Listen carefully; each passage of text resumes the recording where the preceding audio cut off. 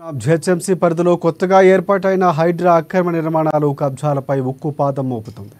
ఈ క్రమంలో హైడ్రా కమిషనర్ ఏవి రంగనాథ్ అక్రమాలపై చర్యలు తీసుకుంటున్నామని వార్నింగ్ ఇచ్చారు.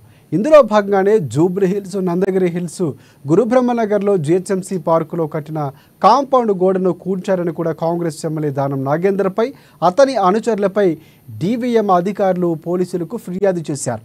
దీంతో పోలీసులు కేసు నమోదు చేసుకున్నారు. దీంతో Congress party MLA Danam Nagender Hydraa commissioner ఏవి రంగనాథ్పై ఫైర్ అయ్యారు. రంగనాథ్కు కొత్తగా వచ్చిన పదవి ఇష్టం లేనట్లుందని, అందుకే తనపై కేసు పెట్టారని ఎద్దేవా చేశారు.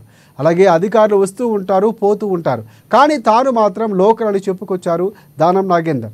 నందగిరి హిల్స్ కూడా హుడా లేఅవుట్ ఘటనపై సదరు అధికారులకు ప్రివిలేజ్ నోటీసులు ఇస్తానని, తనపై తప్పుడు ఆరోపణలు చేసిన అధికారులపై చట్టపరమైన చర్యలు తీసుకుంటానని, ఇదే విషయంపై సీఎం రేవంత్ రెడ్డి కూడా ఫిర్యాదు చేస్తామని ఖైరతాబాద్ ఎమ్మెల్యే దానం నాగేందర్ తెలిపారు.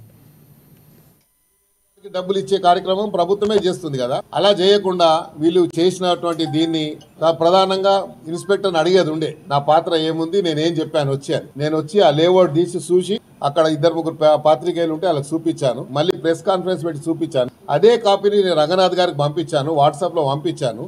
నేనేం చెప్పినా ప్రజల యొక్క వారికి రాకపోకలు ఇబ్బందులు అవుతున్నాయి, మనం అలా ట్రైబల్స్ ని మనము అంటరాని వానిగా చూడొద్దు అని చెప్పి నేను మెసేజ్ కూడా పంపించాను. దానికి నాకు రిప్లై రాలేదు. అయితే ఒక ఎమ్మెల్యేగా అది నా రైట్, అది నా ఫండమెంటల్ రైట్. అది నేను పోతాను, ప్రజలు ఎక్కడ సమస్య ఉన్నా పోతాను. ఇలా కాదు ఇంకా 100 కేసులు పెట్టినా నేను పోతాను. వీళ్ళ మీద అధికారుల మీద నేను ప్రివిలేజ్ మోషన్ ఇస్తున్నా. ఎందుకంటే నా నియోజకవర్గానికి పోవద్దని చెప్పడానికి వాళ్ళు ఎవరు, వాళ్ళకి ఏం అధికారం ఉంది? కాబట్టి నేను ప్రివిలేజ్ మోషన్ కూడా ఇవ్వబోతున్నా. వాళ్ళ మీద ఎట్లా కబ్జా అవుతుంది?